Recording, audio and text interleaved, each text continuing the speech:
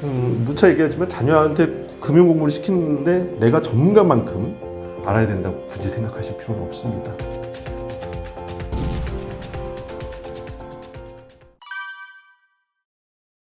안녕하세요. 저는 농협에서 20년간 근무하면서 얻은 금융 지식을 두 아들에게 전달해주기 위해서 노력하고 있는 돈남아 아저씨 김준태입니다. 이번에 제가 알고 있는 금융 지식과 투자 방법을요, 많은 분들에게 공유하고 싶어가지고 자녀와 함께 짓는 돈남은 농사라는 책을 이번에 출간하게 됐습니다. 반갑습니다.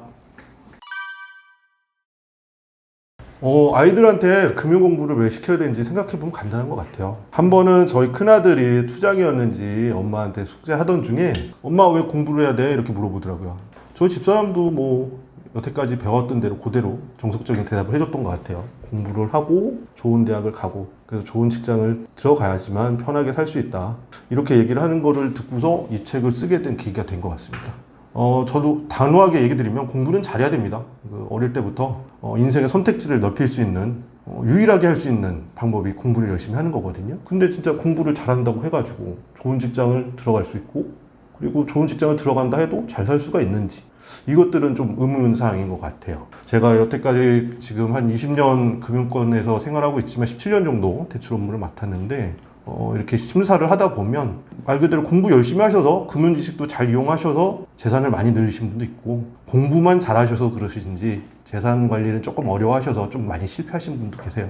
또 기사에도 보면 유명한 대학 교수님도 보이스피싱 같은 사기를 당해서 10억을 날리신 사례도 있고요. 그래서 일단 금융 공부를 하게 되면 일단 자기 재산을 잘 지킬 수가 있고요. 그 다음에 자기 이제 투자관도 정립을 하면서 재산을 불릴 수 있는 능력과 기회가 넓어진다고 생각합니다. 일단 뭐 금융에 대해서 잘 알면 사기당할 가능성이 적어지니까요. 자녀들한테 천천히 내가 경험한 금융식들을 전달해 주는 게 중요하다고 생각합니다.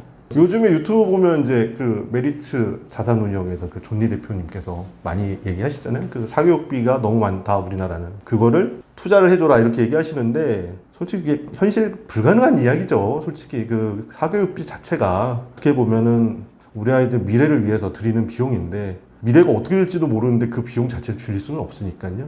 그리고 이제 금융이라는 거는, 금융 공부라는 거는 말 그대로 국영수처럼 막 이렇게 열심히 공부하는 게 아니라 말 그대로 이제 실행이 거의 한 95%?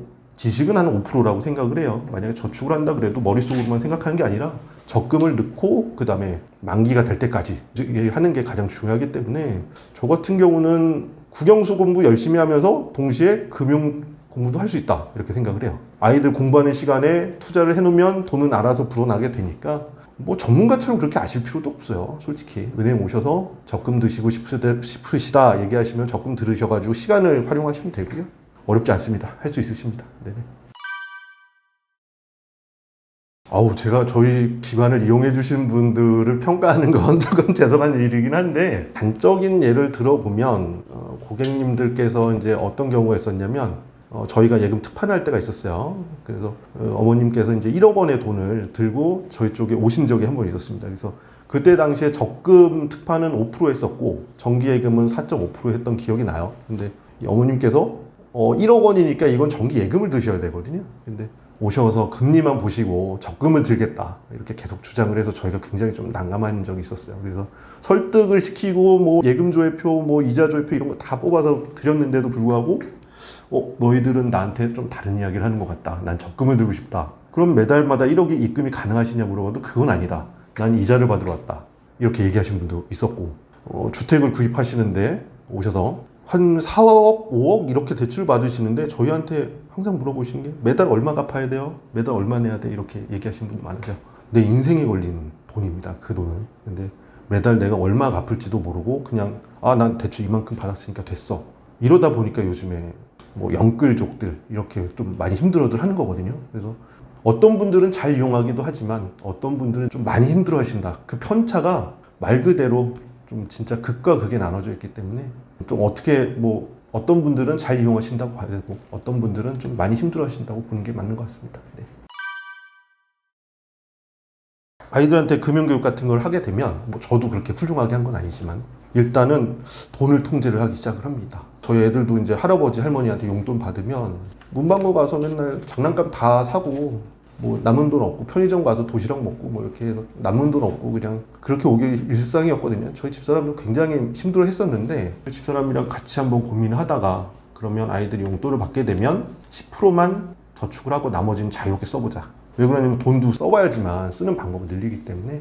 그래서 지금 10%는 제가 이제 뭐 ETF라든지 주식 쪽으로 투자를 해주고 있고, 그 다음에 이제 나머지는 아이들이 자유롭게 돈을 좀 쓰고 있어요. 그래서 아이들도 자기가 받은 돈 한 90% 정도 되는 돈을 쓰니까 나는 이 범위에서만 쓰면 된다 이런 생각이 박힌 것 같고, 그 다음에 10%는 나의 미래를 위해서 저축을 한다 이 생각하고 있고요. 특히 뭐 둘째는 이제 초등학교 2학년이니까 주식 계좌를 보여주면 빨간색, 파란색 이런 것만 구분하는데 무슨 뜻인지는 잘 몰라요. 근데 큰 아이들은 중학교 1학년이 돼서 만약에 주식 계좌를 보면 아빠 이거는 왜 투자한 거야? 왜 산 거야? 라고 물어볼 때가 있어요.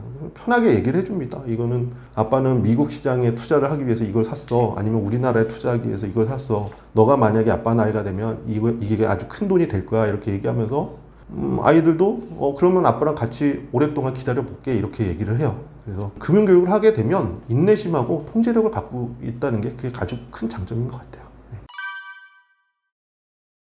일단 뭐 그런 쪽으로 생각을 안 해보셨지만 갑자기 뭐 이렇게 돈 공부를 해야 된다고 하니까 좀 막막하실 것 같은데, 누차 얘기하지만 자녀한테 금융 공부를 시키는데 내가 전문가만큼 알아야 된다고 굳이 생각하실 필요는 없습니다.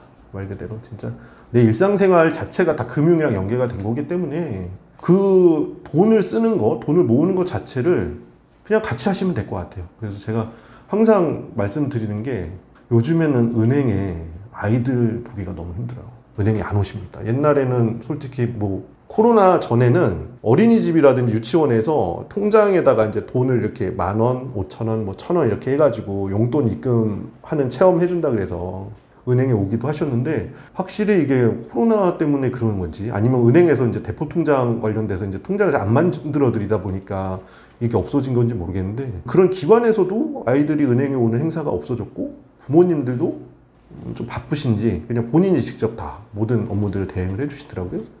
창구에 가서 10,000원 입금하고 5,000원 입금하고 이런 것들이 아이들은 정말 잊을 수 없는 금융교육이 될 겁니다. 그리고 또 이제 할 수 있는 것들이 부루마블이라는 게임이 있어요. 그 보면은 씨앗은행에서 이렇게 화폐 이렇게 세 가지고 막 이렇게 주고 그러잖아요.